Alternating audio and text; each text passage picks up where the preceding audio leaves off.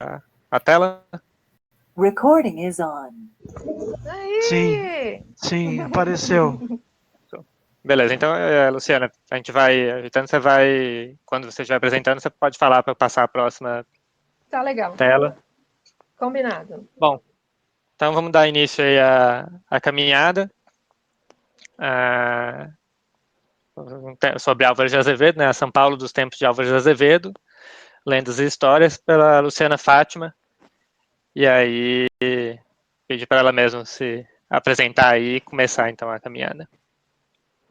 Então, né? Porque o Álvares ele é meio temperamental. Tem dia que ele tá de mau humor e aí nada funciona. Então a gente vai tentar aí, depois de todos esses problemas técnicos, vamos falar sobre Álvares de Azevedo e a São Paulo dos tempos de Álvares de Azevedo, né?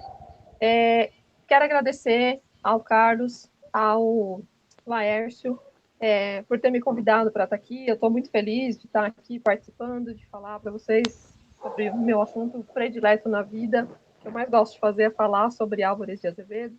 Tem uma longa pesquisa sobre a vida dele, a obra dele, e aí, quando eu recebi esse convite para falar sobre o Álvares, para falar, né, sobre São Paulo, sobre o Álvares, eu fiquei super feliz e falei, poxa, o que é que eu vou falar dessa vez, né? Porque eu adoro inventar coisas sobre o Maneco e continuo fazendo isso, né? Então, eu selecionei algumas lendas e histórias, são muitas lendas e histórias sobre o Álvares de Azevedo, sobre essa São Paulo desse tempo do Álvares de Azevedo. Não dá para falar tudo, tem que fazer uma seleção, porque é muita coisa para falar. Eu vou falar um pouquinho, só para introduzir, assim, para a gente também não se estender muito, sobre o poeta Álvares de Azevedo, um poeta representativo do ultrarromantismo, do romantismo em São Paulo. Eu tenho medo de cachorro, gente. Quem tá com o cachorro latindo aí?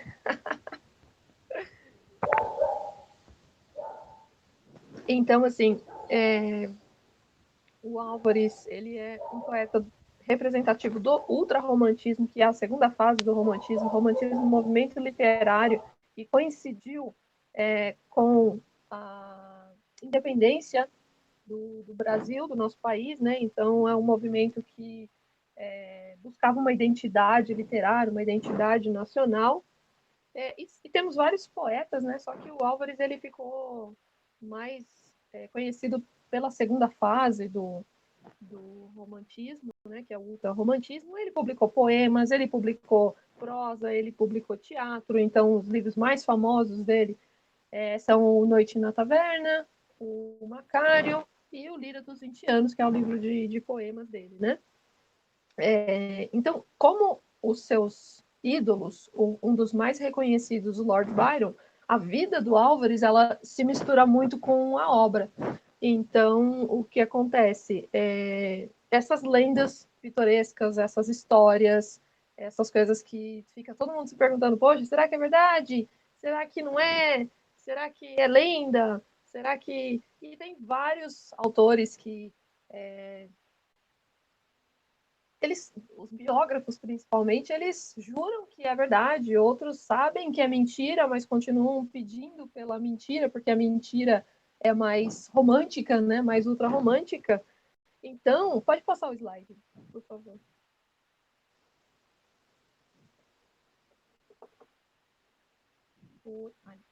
Essas lendas, na verdade, elas começam bem antes envolvendo o Álvares de Azevedo, né? Elas começam antes do Álvares nascer, né? Então, antes mesmo dele chegar ao mundo, já tem uma lenda que envolve, direta ou indiretamente, o Álvares de Azevedo, que a lenda da Cruz Preta. Então, muita gente conhece essa lenda, é uma lenda bem famosa, bem conhecida,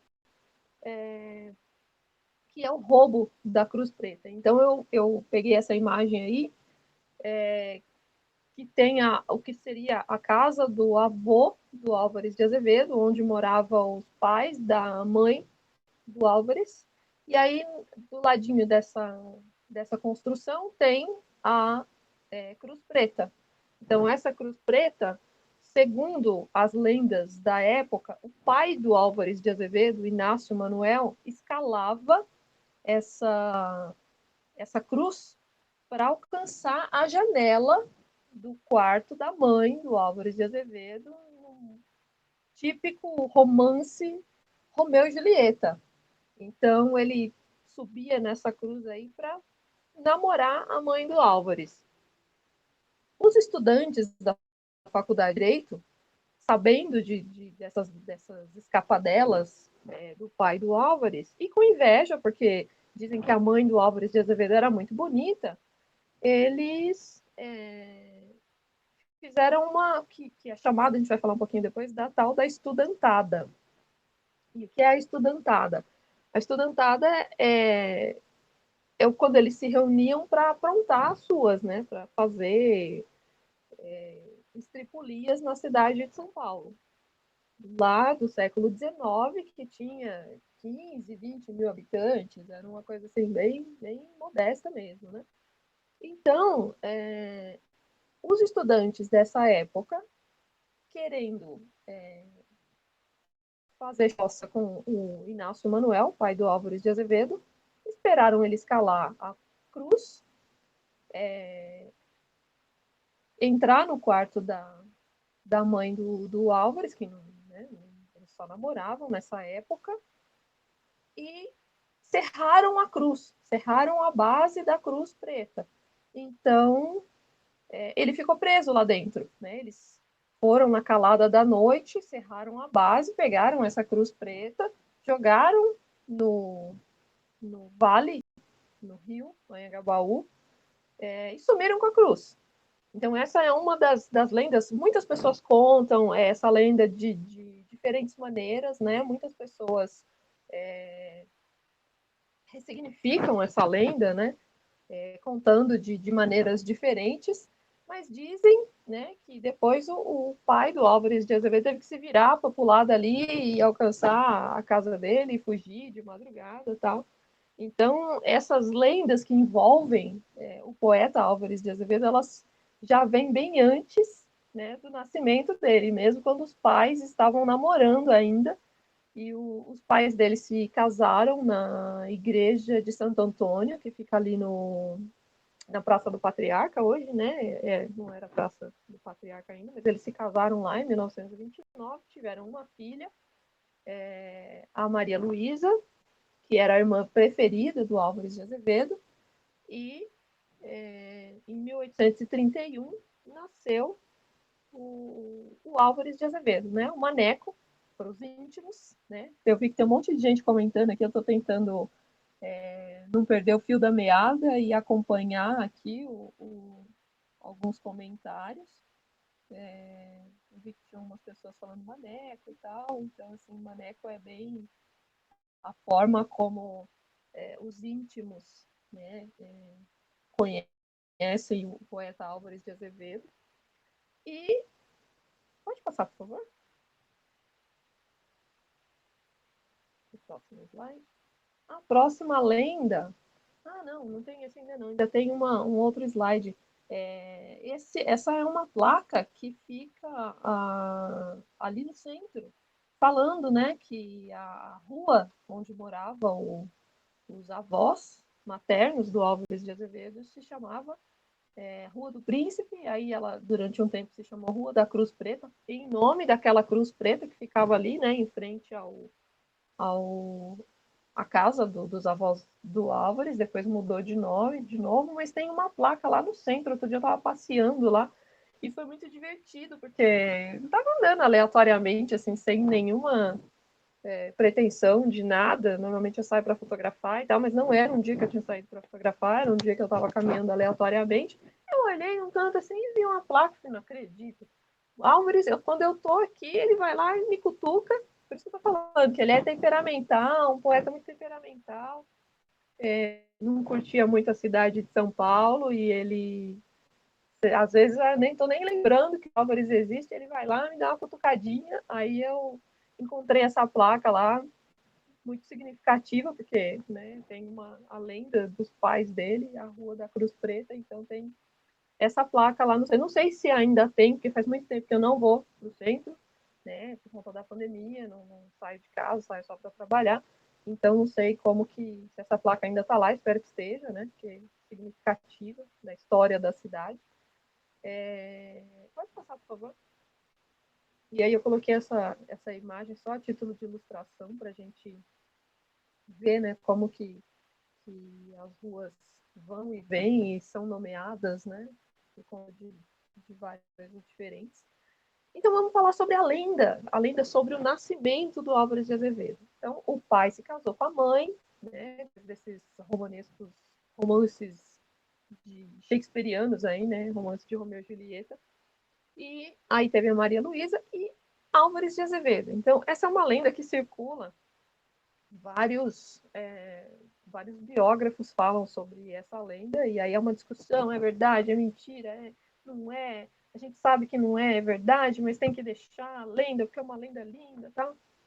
Então diz a história, diz a lenda, que o Álvares de Azevedo nasceu na biblioteca da Faculdade de Direito do Largo São Francisco. Então eu consegui uma imagem aí, um desenho, né, que reproduz a época, da faculdade de Direito ali, ela é uma imagem bem, né, tem uma pessoa ali, uma construçãozinha tacanha, né, tal como era a cidade na época, não era uma coisa muito, definitivamente é muito diferente do que é hoje, né.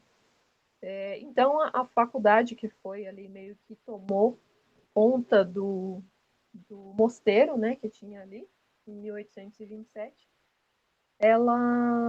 Dizem que o pai do Álvares estudava na faculdade, né? Ele começou a estudar em Coimbra e depois ele veio concluir os estudos em São Paulo. E aí ele morava, né, em São Paulo junto com a sua esposa, que estava grávida. E aí diz a lenda que ela foi lá buscar o marido, tal. Álvares de Azevedo sentiu as dores, nasceu na biblioteca da Faculdade de Direito do Largo São Francisco. É verdade? Não é verdade. Por que não é verdade? Porque mulher não podia nem entrar na faculdade nessa época, né? Não era permitido, era só homem que podia estudar direito. Então tinha uma coisa, era bem rígido, né? Não tinha mulher ali. E como que a Maria Luísa ia dar à luz ao filho na biblioteca da Faculdade de Direito? Então, é uma lenda, mas é uma lenda muito bonita, porque todo mundo adora falar que o Álvares de Azevedo é filho da academia, é o filho mais ilustre da Academia de Direito. Então, tem essa coisa de, né, nasceu na biblioteca. Não, ele não nasceu. Onde ele nasceu? Não foi na biblioteca da Faculdade de Direito do Largo de São Francisco, mas foi em uma biblioteca. Foi na biblioteca do avô materno, que é uma construção que ficava ali perto, onde era a Cruz Preta, né? Eu mostrei ali a imagem da Cruz Preta. O que aconteceu? Sentindo as dores, tal, sentindo que ia dar à luz, a Maria Luísa foi até a casa da mãe, pedir ajuda para a mãe, que era a mãe dela, né, que seria a avó do Maneco. E aí eles prepararam como a biblioteca, como a gente viu lá naquela outra imagem, era uma construção de 2 andares, a biblioteca ficava no primeiro andar, era a sala mais arejada, né, mais fácil de acesso. A Maria Luísa estava com aquele barrigão, então não precisava subir escada, não precisava fazer nada, arrumaram ali a biblioteca para que fosse o quarto onde ela, sim, daria à luz o poeta Álvares de Azevedo. Então, ele pode não ter nascido na biblioteca da faculdade, mas nasceu, sim, entre livros, né? Os livros do avô materno dele. Vamos lá, vim aqui, para não ficar sem voz. Então, essa é uma lenda, uma outra lenda, que envolve o Álvares de Azevedo sobre esse seu nascimento. Ele nasceu na casa do avô. Os pais passaram um pouco tempo em São Paulo, logo rumaram para o Rio, foram para o Rio de Janeiro, porque ele foi nomeado intendente e tal, foi seguir carreira no Rio, né, foi para Niterói, e carregou a família. Então, foi Maria Luísa, mãe, Maria Luísa, filha, porque as duas tinham o mesmo nome, né? Criatividade daquela época. Então, Marias Luísas foram para o Rio. O pai, Inácio, foi, e o Manequinho foi, tinha 2 anos, 2, 3 anos, era bem pequeno. No Rio de Janeiro, ele cresceu, ele estudou, ele começou a curtir a vida doidado, então tinha aquela coisa toda de Rio de Janeiro ser capital do Império, Rio de Janeiro tinha tudo europeu, tinha aquela opulência, aquela coisa de capital mesmo, né? Era tudo chique, tudo bonito e tal. E ele cresceu, estudou, fez os seus estudos lá, estudou no Colégio Dom Pedro II, melhor, na época do Rio de Janeiro e tal. E teve que voltar para São Paulo, para quê? Para estudar. Né? Então chegou a época dele estudar, fazer faculdade, ele acabou voltando para o Rio de Janeiro. Né? Pode passar o próximo slide, por favor?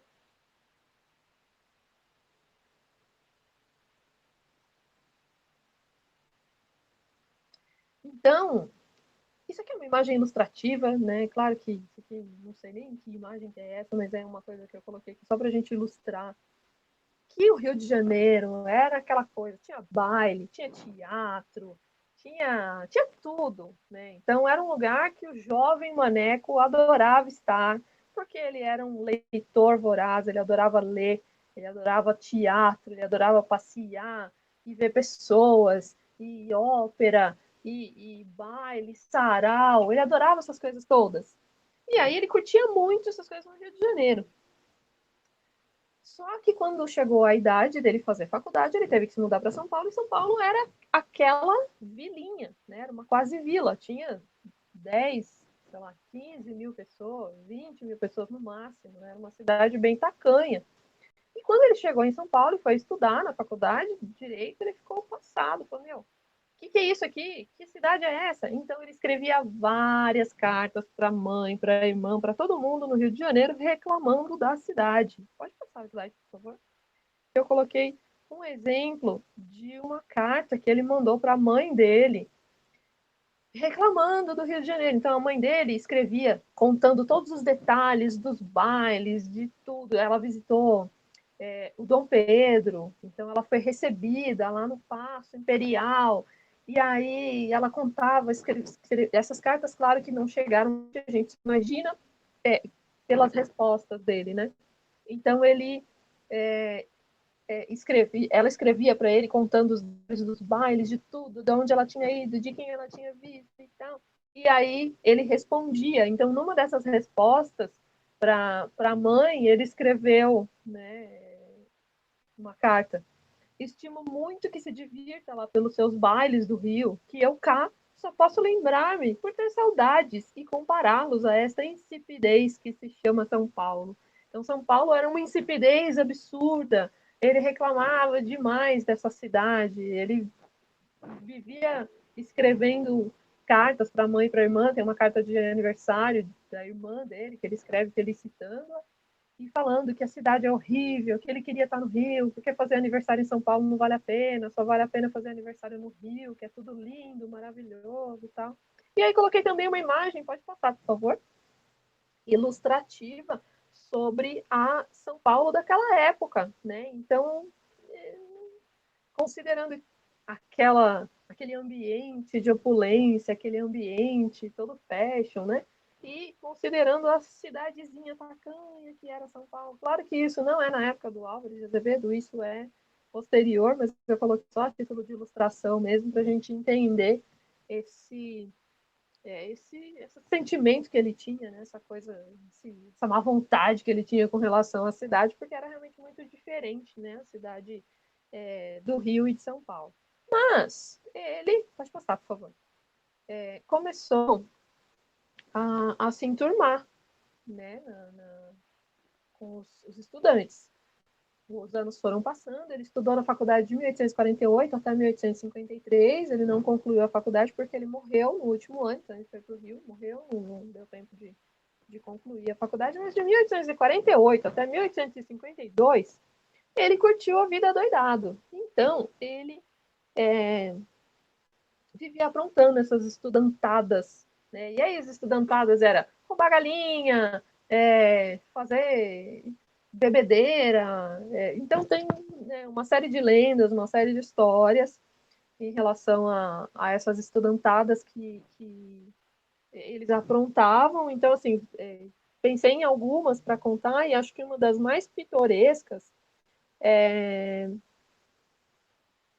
a que ele se fingiu de morto. Então, assim, eles queriam porque queriam beber, viviam de mesada, não tinha muito como se virar, ninguém trabalhava, era estudante. E aí, assim, só um parêntese em relação à faculdade, né? A faculdade, quando Dom Pedro disse lá que no Brasil teria 2 faculdades, uma foi aqui, outra foi aqui em São Paulo, e a outra em Olinda, né, em Recife, eram as 2 únicas opções que os estudantes tinham para estudar, fazer direito, né? Porque não dava, quem não ia para Portugal estudar, né? Para a Europa estudar, tinha que vir para cá ou para Olinda, né? E aí foi um boom, porque a cidade era uma cidadezinha pequena, tal, e a cidade teve que se adaptar a esses estudantes que vinham de toda a parte do Brasil, vinham do Brasil inteiro, né?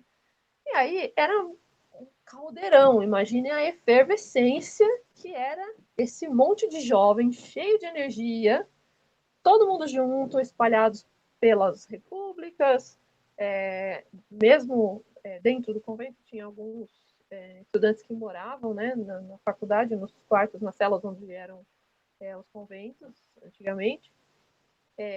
Então, jovem, eles queriam mais era beber, eles queriam mais farrear, e eles queriam também estudar e fazer poesia e fazer literatura, era uma coisa louca, né? Então, uma das lendas mais pitorescas é de quando eles queriam, porque queriam beber, né? Queriam fazer uma farra, queriam fazer uma baguncinha, e ninguém tinha dinheiro. Aí falaram assim, poxa, mas não tem dinheiro, como que a gente vai fazer? Já sei, vamos matar o maneco. Aí, por quê? Porque na época todo mundo se ficava muito tocado quando morria um jovem estudante e tal, né? Porque na época o pessoal morria de tuberculose, morria super jovem, né? Tem até a Lígia que escreveu, a Lígia Fagundes Telles escreveu no livro dela sobre a escola de morrer cedo, né? Que os estudantes, uns morriam muito cedo, tal, alguns poetas, principalmente, morriam muito cedo, né? Então, eles inventaram a historinha. Vamos matar o maneco. Por que o maneco? Porque o maneco era um ser frágil, pálido, de aparência doentia. Então, ele era o perfeito defunto, né? Vamos dar um jeito de matar o menino. Como matar o menino? Colocaram ele numa mesa, cobriram com um lençol e tal. Na época, os enterros em São Paulo eram feitos à noite, era todo um ritual. O pessoal saía com tocha, né, iluminando o caminho do morto, tal, pelo Hades, né, uma coisa ultra romântica. E aí, cobriram ele com lençol e saíram pela cidade toda falando: o maneco morreu, o maneco morreu. Tô vendo uma mensagem aqui, o áudio dela fica variando alto e baixo para vocês também. Será que é porque eu fico me mexendo? Sou uma pessoa um tanto quanto agitada. Eu vou tentar falar bem pertinho aqui do microfone sem me mexer muito, para ver se melhora, tá?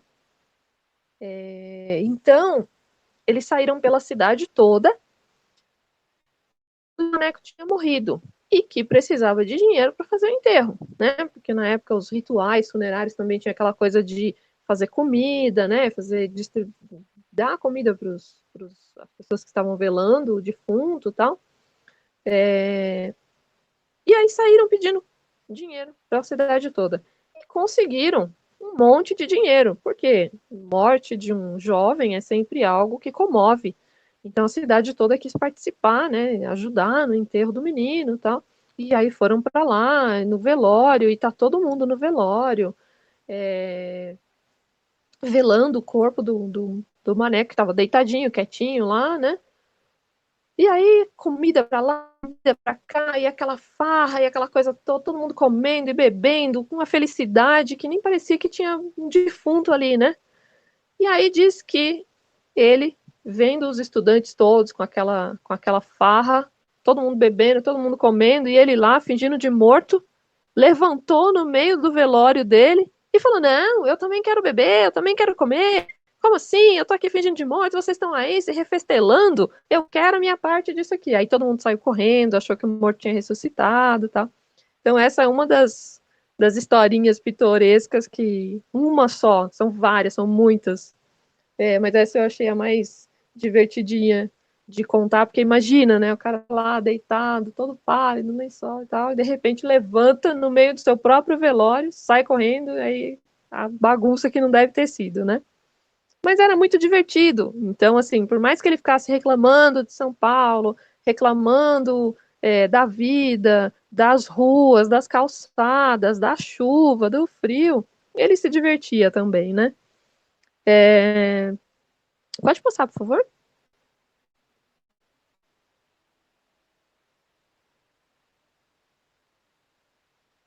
Então, assim, a presença dos poetas, dos literatos, de maneira geral, na faculdade, ela é muito forte, né? Então, ali nas arcadas, eu ia colocar uma foto dos três, mas eu tenho essas fotos, mas eu não consegui colocar na apresentação. Na entrada principal ali da faculdade de Direito, tem nos três portais ali, né? Naquelas portas, nas arcadas, né? Que é por isso que chama arcadas, tem o nome dos três poetas ali, né? Então, muitos escritores dessa época e de todas as épocas passaram pela faculdade, né? E na entrada ali tem o nome dos três. Então, tem Fagundes Varela, Álvares de Azevedo e Castro Alves, que são três representantes do ultrarromantismo, né? Que são três representantes, grandes representantes aí do romantismo brasileiro. Não do ultrarromantismo, mas do romantismo. O Fagundes Varela e o Álvares da segunda fase e o Castro Alves da terceira. Mas, pode passar, por favor?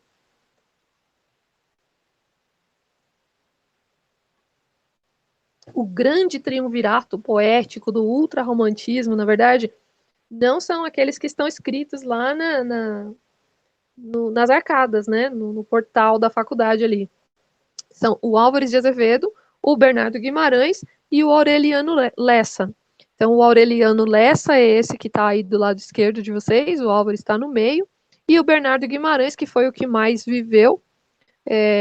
Eles dividiram uma república, né, eles moraram juntos, e aí eles faziam várias farras, e dizem, e aí isso aqui também é uma coisa que não tem prova, na verdade nenhuma dessas lendas tem prova, né? Mas é outra lenda que não tem prova de que esses três fundaram a famosa Sociedade Epicureia. E o que era essa Sociedade Epicureia? Os seguidores de Epicuro, filósofo Epicuro, que diz que vamos curtir a vida doidado.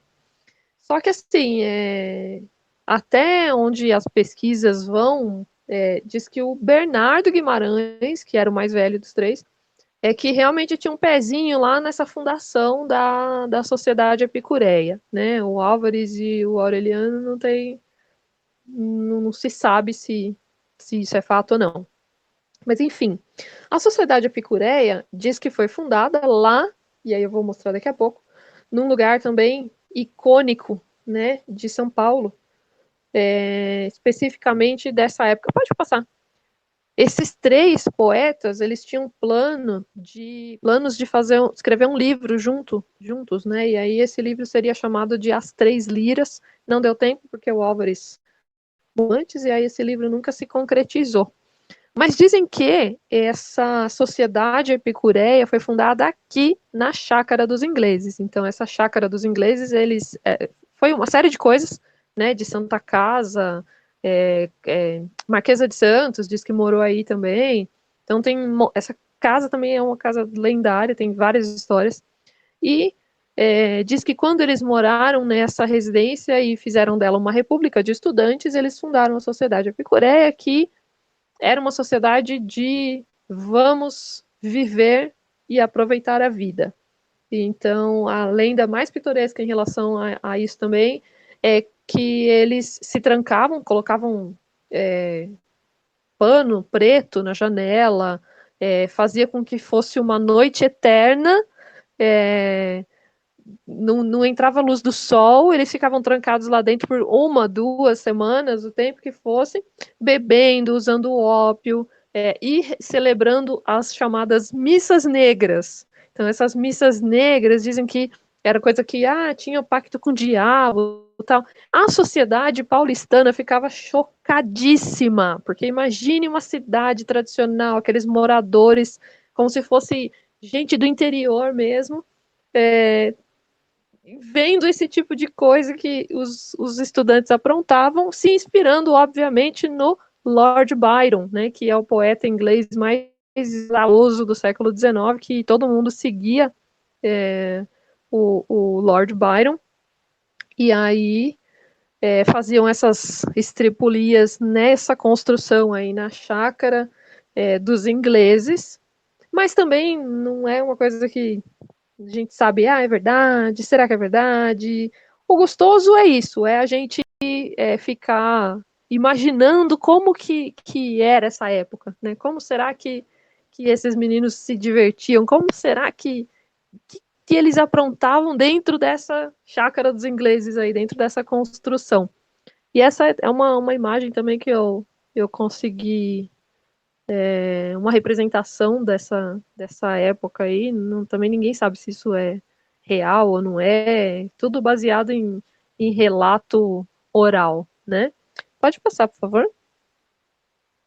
E o mais gostoso é a gente ficar imaginando como que era essa cidade, como que era essas construções, como que era essa estudantada, como que o choque de cultura desse povo paulistano com a invasão desses estudantes translocados, né? É muito divertido pensar nisso. Voltando para a faculdade, lá dentro tem ainda hoje, né? Até hoje a gente tem. Eu estou tentando cortar algumas coisas aqui para a gente não estender muito, tá? Depois, se alguém quiser fazer pergunta, tal, vou ficar à disposição.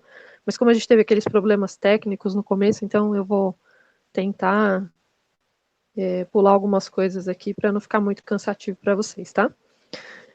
Dentro da faculdade de Direito, virando à esquerda, né, na faculdade de Direito, um paradoxo, tem o túmulo do Júlio Frank. Então, o Júlio Frank foi um professor da faculdade, um professor alemão, e ele era muito jovem, então os estudantes adoravam ele, idolatravam, porque ele fazia farra com a moçada, e aí ninguém sabe também direito essa história, ele veio fugido, não veio fugido, o que esse alemão veio fazer, como que ele veio parar em São Paulo? E tem uma série de histórias sobre isso, mas assim, ele veio parar em São Paulo e virou professor, e os estudantes adoravam ele. Alemão, não era católico, e nessa época só podia se enterrar pessoas dentro das igrejas, ou então no cemitério, que era um cemitério de negros, de escravos, não era como ser enterrado dentro de uma igreja, né, onde você fica pertinho de Deus, tem aquela coisa toda, né? Ainda não existia o cemitério da Consolação, tinha o cemitério lá dos Aflitos, né, na época, que é onde o pessoal também ia fazer farra, né, vamos invadir o cemitério, tomar vinho, declamar poesia, né, a gente ainda tem resquício disso, né. Aí, o Júlio Frank morreu, mas ele morreu e não era católico, não poderia ser enterrado dentro da igreja. E aí falaram, vão enterrar o Júlio lá no cemitério dos Aflitos. E aí todo mundo, não, não, não. Os estudantes se posicionaram contra, ele é muito querido, ele não vai para aquele cemitério, não pode ir para a igreja, o que a gente vai fazer? Vamos colocar o Júlio dentro da faculdade. Mas dentro da faculdade, um túmulo, onde já se viu colocar um túmulo de professor? Tanto que foi, e o Júlio Franco repousa até hoje. Então hoje não, porque hoje ela está fechada. Mas ainda hoje, quem entrar na faculdade de Direito lá do Largo São Francisco consegue visitar esse túmulo aí, ó. E esse túmulo ele é muito significativo porque ele lembra vagamente um outro túmulo. Pode passar, por favor? Então ele tem 4 mochos, né, que são corujinhas ali, e tem uma coluna, né? E ele lembra bastante esse túmulo que é o túmulo do Álvares de Azevedo, que está enterrado lá no cemitério São João Batista, no Rio de Janeiro. Então, Álvares estudou 4 anos em São Paulo. Nas férias, final do ano de 1852, ele foi passar férias no Rio de Janeiro com a família. Teve um acidente, ninguém sabe se caiu do cavalo, se não foi, que teve tuberculose, uma série de histórias e lendas sobre a morte do Álvares também. Mas, enfim, morreu. Ele tinha 20 anos de idade, e ele foi enterrado, outra lenda, outra história, ele foi enterrado no cemitério da Praia Vermelha, que era um cemitério do Hospício de Dom Pedro II, era um hospício, um hospital, uma coisa que tinha ali, ele foi enterrado, tinha um cemitério do lado. Então, ele foi enterrado no cemitério da Praia Vermelha. Praia, cemitério, não combina. Rio de Janeiro teve uma ressaca, uma chuva, o mar subiu, entrou, invadiu o cemitério, invadiu os túmulos, tirou um monte de osso, foi uma loucura. Então, Álvares ficou naquele cemitério 2 anos, e quando houve essa enxurrada que tirou, desenterrou todo mundo, eles tiveram que tirar. Aí foi, também tem uma série de outras histórias que vai ficar para a próxima vez, não vou contar sobre quem foi que encontrou o túmulo do Álvares, como que foi e tal. Mas ele foi transferido para o mausoléu da família Álvares de Azevedo, e aí no São João Batista, que também tinha um outro nome, São João Batista de alguma coisa que eu não lembro agora. Aí ele morreu, não tinha nada escrito, não tinha nenhum livro, não tinha nenhuma publicação, mas ele era muito querido pelos estudantes da faculdade de Direito, talvez por se fingir de morto, talvez não sei. Mas as pessoas imediatamente começaram a adorar o Álvares de Azevedo, encontraram seus escritos, encontraram seus poemas, tudo que ele escreveu, e começou a publicar no ano seguinte já da morte dele. E foi um furor, assim, um sucesso. O pai vendeu os direitos do livro de poemas dele para o Garnier, né, o editor da época, e faturou uma grana. Com esse dinheiro, ele mandou vir da Itália as peças para construir esse mausoléu aí de mármore de Carrara e tal. E aí enterrou o Álvares lá, que é onde ele está enterrado até hoje, né, no Rio de Janeiro. Ele e toda a família, né? Tem o pai, tem a irmã, tem os irmãos. A família morreu muito cedo, poucos foram os filhos remanescentes, né? Mas ele está no Rio. Ele repousa no Rio de Janeiro. Pode passar, por favor.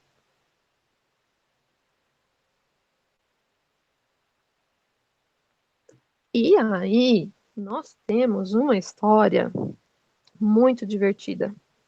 Porque a partir da morte do Álvares, ele virou uma espécie de ídolo pop, né? E até hoje pode-se considerar que ele é uma espécie de ídolo pop, porque a juventude adora ler Noite na Taverna e, né, ficar fazendo conjecturas do que será que era real, que não era real. Macário tem um estudante que é muito parecido com Álvares de Azevedo.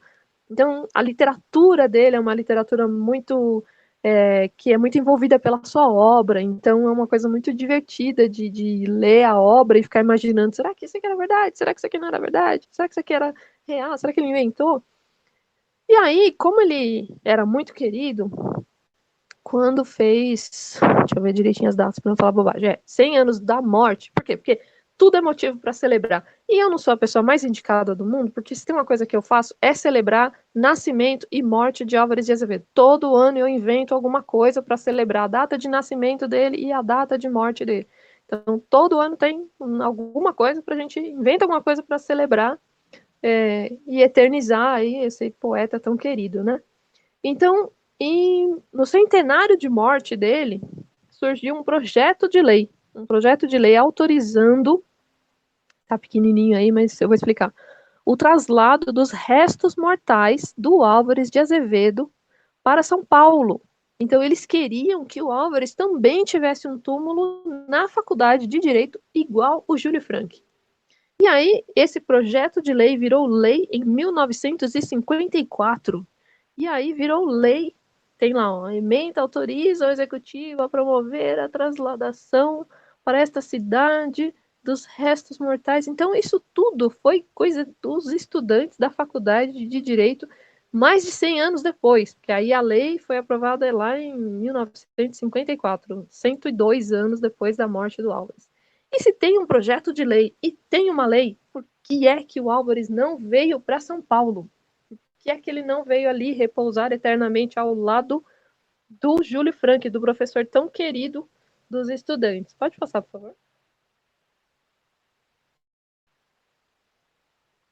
Eu estava pesquisando outro dia e aí eu achei um recorte. Eu já sabia de uma história parecida que aconteceu, mas mais recentemente. E aí eu estava fuçando lá e eu encontrei um recorte que dá toda a ficha e explica tintim por tintim por que que os restos do Álvares de Azevedo não estão em São Paulo. Esse jornal é de 1956. É uma Folha da Manhã, se eu não me engano. É um jornal carioca e aí tem toda a explicação do que foi que aconteceu. Pode passar, por favor? Que aí é só uma imagem ilustrativa, não dá para ler. Eu fiz um recorte, né, para poder explicar o que aconteceu. Então, nessa matéria de jornal tem uma carta de uma irmã, tem de uma irmã e de outros descendentes do. Não, a carta não é da irmã dele, a carta é da sobrinha, né? Eu não lembro agora qual é o grau de parentesco, mas é uma explicação dos remanescentes, dos descendentes do Álvares, explicando por que não se pode cumprir aquela lei. Então, ela diz que em 1931, quando dos 100 anos de nascimento do Álvares, eles abriram o mausoléu e que os ossos já tinham virado pó e tinham se misturado com os outros membros da família que estão lá no mausoléu e que não poderia dessa forma ser traslado para São Paulo, não tinha como trazer e fazer nenhum monumento na faculdade. Aí ela fala que ok, ela adora essa deferência que os estudantes têm pelo Álvares de Azevedo, mas que ele vai ficar lá, porque não dá, como é que vai trazer, misturar os ossos, o pó dos ossos de outras pessoas da família que nunca nem conheceram São Paulo e tal. E aí não aconteceu. Então, há um projeto de lei, há uma lei aprovada, mas esse traslado nunca aconteceu. E por mais que os estudantes da Faculdade de Direito queiram que o Álvares repouse eternamente na faculdade aqui em São Paulo, isso não vai acontecer. Pode passar, por favor. Infelizmente, né? Porque seria muito legal. Mas aí tem o busto, tem uma história desse busto também, que vai ficar para outra vez, para a gente não estender muito essa conversa, essa caminhada. Esse busto, ele ficava na República, ele foi roubado. Esses estudantes da faculdade de Direito, eles aprontam desde o começo, continuam aprontando, então é diversão garantida estudar essa história. E aí eles roubaram esse busto e colocaram lá em frente à faculdade. Então hoje, quem passar em frente à Faculdade de Direito do Largo São Francisco vai ver lá o busto do Álvares de Azevedo, que é do Álvares de Azevedo? É do Fagundes Varela? Também é uma lenda, uma outra lenda, que vai ficar para a próxima, que ninguém sabe se não é, porque esse busto parece mais com outro poeta do que com o Álvares, mas está o nome do Álvares. Pode passar, por favor. E aí lá no pedestal de onde está esse busto, essa foto aí é onde ele, uma foto mais detalhada do nome dele lá nas arcadas, pode passar também. E aí essa é a informação que consta no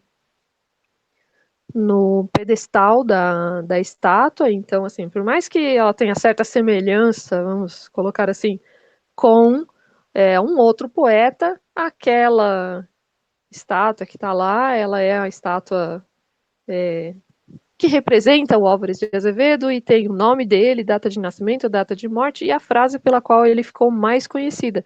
Foi poeta, sonhou e amou na vida.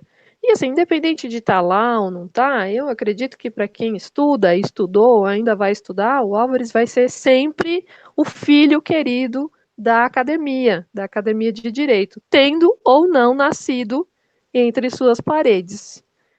E acho que pode passar, por favor.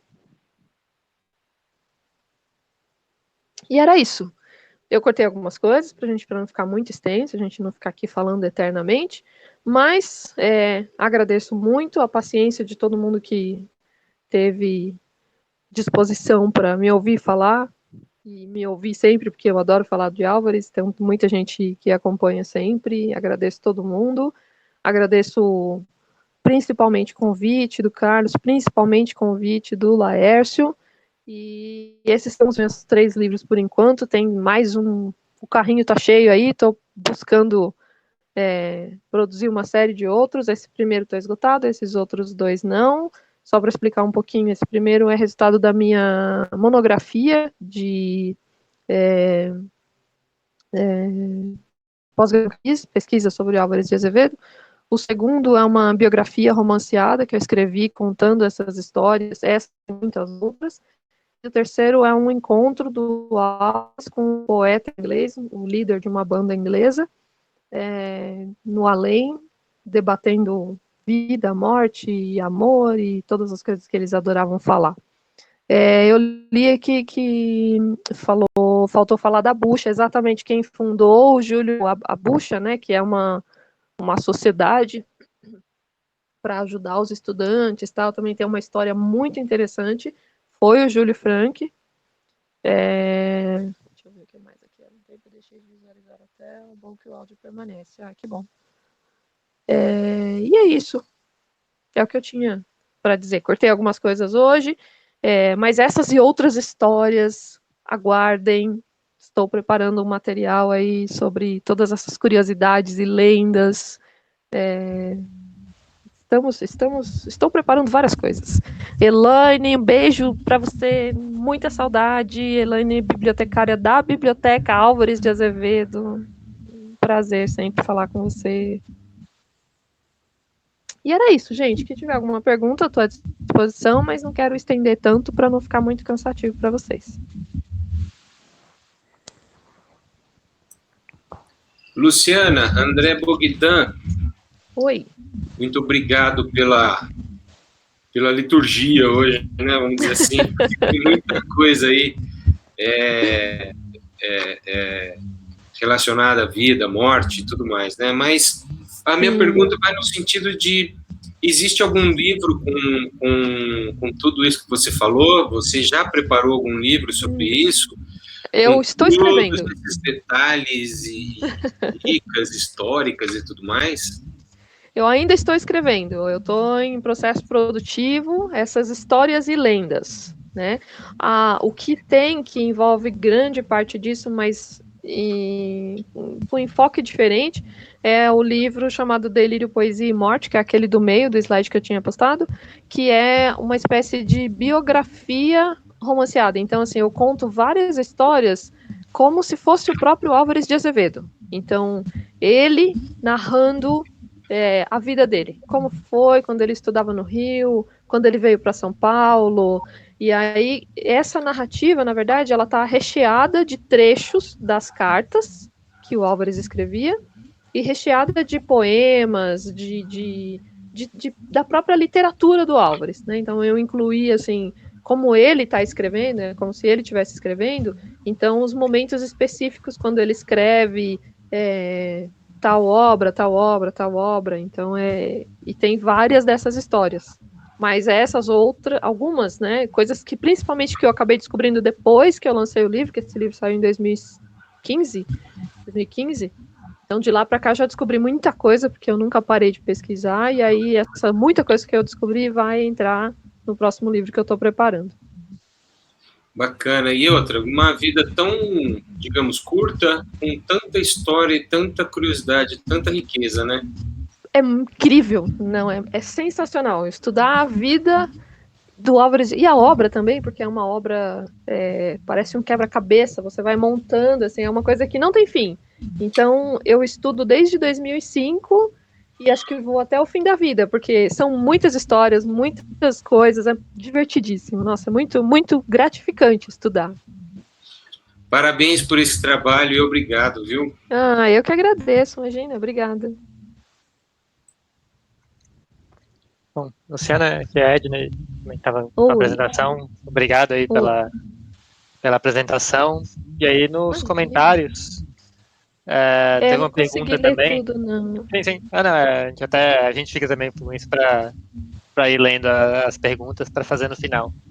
Uhum. A Juliana perguntou se é verdade que o Álvaro se apaixonou por uma das filhas da Marquesa de Santos. Tem uma lenda sobre isso? Eu não sei se seria uma paixão, uma coisa assim, né? O Álvares, ele é muito misterioso, então nos poemas dele, ele nunca colocava o nome inteiro. Tem o poema Teresa, mas não, a gente colocava a primeira letra só do nome, então é uma coisa bem misteriosa. O que aconteceu com a história, não sei se é a isso que ela se refere, teve uma situação que era, ele chamava ela de Bela. Ele fez um discurso no aniversário dos cursos jurídicos. Aí, assim, todo 11 de agosto, eles faziam uma festa, uma celebração e tal, para comemorar a inauguração da faculdade, a data em que o Dom Pedro autorizou os cursos, tal, que é até hoje o Dia do Estudante, né? Se celebra o Dia do Estudante. E aí ele foi lá e fez um discurso, e o discurso foi lindo, maravilhoso, todo mundo adorou, e depois, né, tudo era motivo para festa naquela época. E aí fizeram um baile, fizeram uma celebração lá, e aí a Bela, né, a Belisária, foi lá dar umas flores para ele, não lembro que flor que é, orquídea, acho.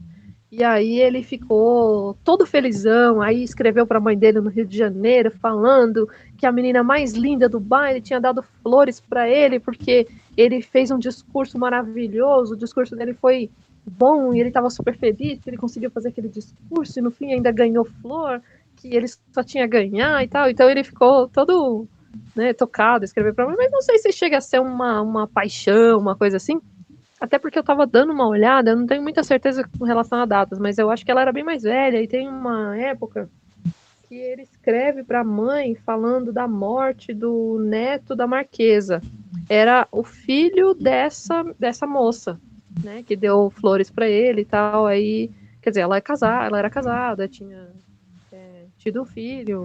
Então, se foi uma paixão, foi uma coisa meio assim, uma paixonite, aquela coisa mais juvenil, mas ele ficou feliz porque ele ganhou flor dela. Eu tô tentando ler aqui, deixa eu ver. Então, Castro Alves morreu com 24 anos. Exatamente, Castro Alves também tem uma história riquíssima. Nossa, é muito, muito interessante a história de vida do Castro Alves. Paula, você tá aí, que bom. Estou muito agradecida, é um poeta tão humano, fácil de se relacionar quando você é jovem. Que sentimos ele no coração como um amigo, e quando você conta dele, nos aproxima ainda mais. Maneco vive para sempre. Se depender de mim, ixi, vai ter muita história ainda, e vai viver para sempre esse aí. Ai, que bom, eu tô feliz de ver um monte de gente aqui, nossa, que legal. Mais alguma pergunta? Comentando, só aproveitando que falou ele morreu cedo, Castro Alves também, era uma característica meio da época, né? Eu lembro das aulas de literatura, falavam assim, seja as doenças, né, tuberculose, seja o próprio comportamento também, né, levava a isso. Sim. Era meio... eu fiz uma lista dos poetas. É uma vida louca, né? Era uma vida bem louca, né? Mas também, vamos pensar. Era Você intensa, né? fica, E curta, né? você fica num lugar, de repente você vai para uma cidade que, assim, sem lei nem rei, né? Então você não tem pai, não tem mãe, pode fazer o que quer, tem dinheiro, tem. Nossa, imagina a farra que não ia ser. Até hoje, né? Se soltar um monte de jovem, ainda vai acontecer muita coisa parecida com isso, né? Mas eu fiz uma lista com os poetas, e é tudo assim, né? Tudo nessa fase. 20, 30. O próprio Álvares, ele teve um irmão que estudou aqui na faculdade também, e também era poeta, escreveu algumas coisas, não tão grande quanto o Álvares, né? Nem deixou, sei lá, pouquíssima coisa, e morreu com 19 anos, um ano a menos que o Álvares. Preciso Caramba. sair. Elaine, beijo pra você, boa noite.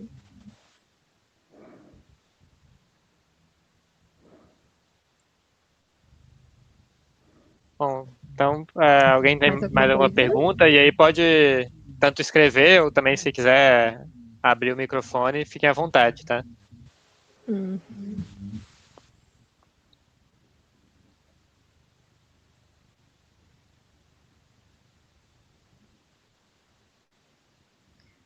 No livro que eu tô escrevendo, devagar e sempre. Eu tô escrevendo, eu quero contar várias histórias. Então tem a história do roubo da estátua, quero contar detalhes. Eu conheci uma pessoa envolvida nesse roubo. E é uma história divertidíssima, muito divertida. E assim, aconteceu em 2006. E é um negócio que você olha e fala, não, a história se você comparar uma história do século XIX e uma história que aconteceu em 2006, elas estão super parecidas. Nossa, muito divertido. Ixi, Maria, ler algum poema dele? Preciso pegar um livro aqui. Eu vou ler. Espera só um pouquinho que eu vou pegar um livro aqui.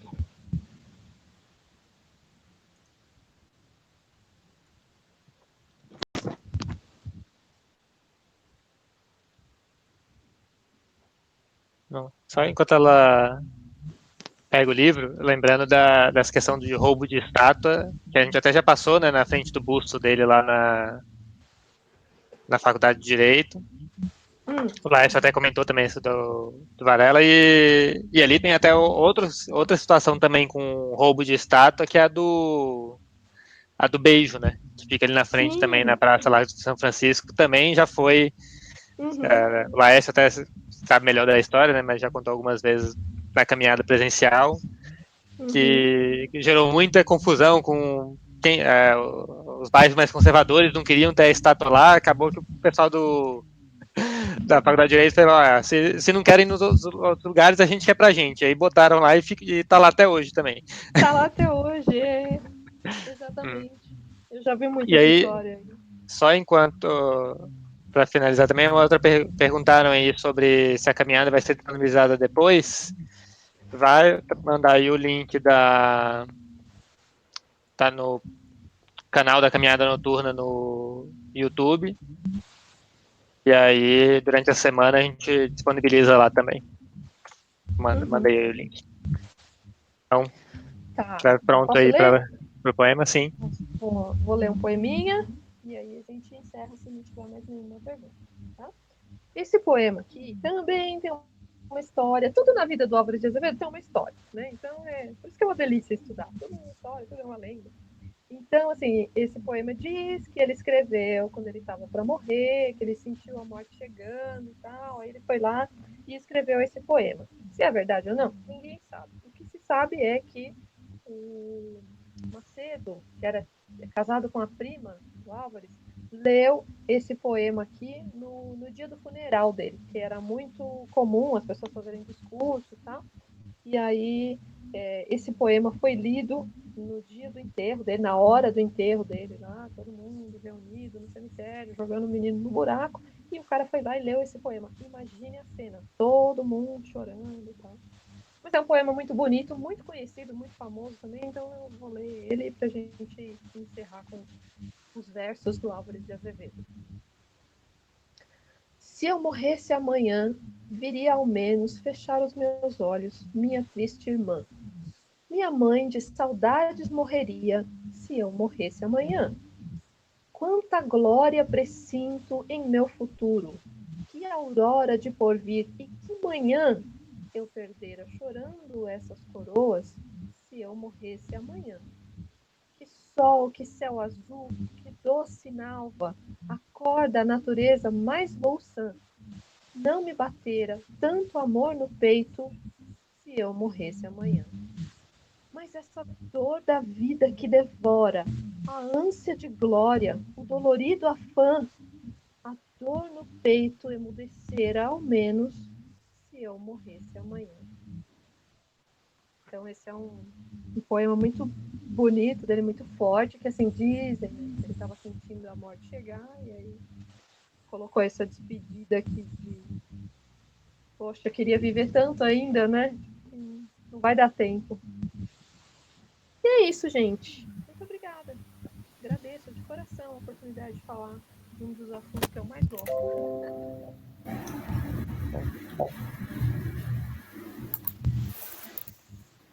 Obrigada pela Obrigado. leitura.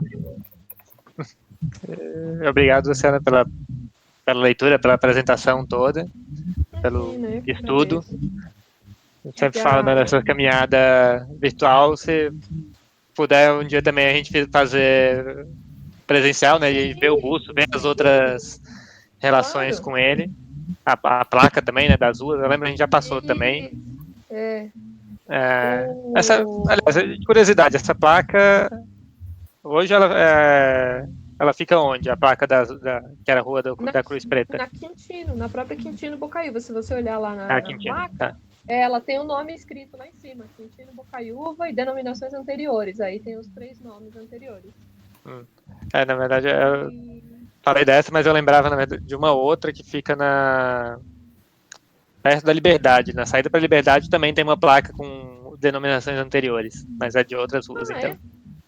Sim, não. naquela igreja que fica ali atrás da Sé. Sim, eu sei. Ali porque também ali, tem na uma placa. verdade... Eu não lembro qual é a rua lá. Eu não lembro qual é a rua lá, mas também tem uma placa parecida. É a igreja da Capela, não? Deixa eu ver aqui no...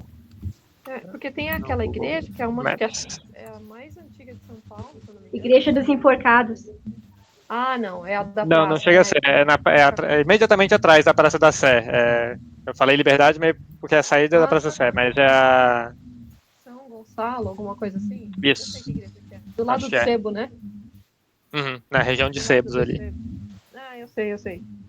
Não sei que placa é essa, não. Preciso ir lá ver. Ai, meu Deus, a pandemia precisa acabar. Quanto à caminhada, a caminhada presencial, ela estava agendada. A gente ia fazer o ano passado, a gente ia fazer, acho que estava... Eu até guardei a arte que foi feita, acho que era 26 de março. Era a data que estava agendada. Só que aí veio a pandemia e a gente cancelou tudo. Foi justamente o mês que teve que cancelar, né?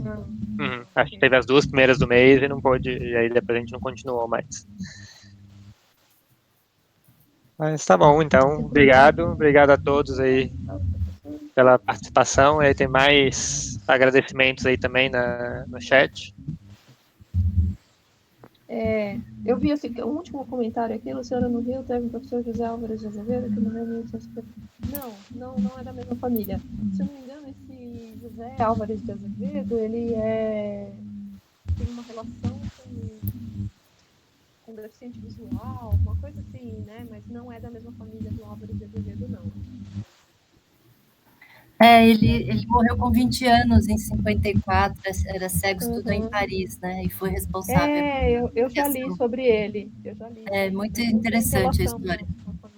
A história é muito interessante, eu já vi. Mas não era... É coincidência de nome mesmo. Muito bom.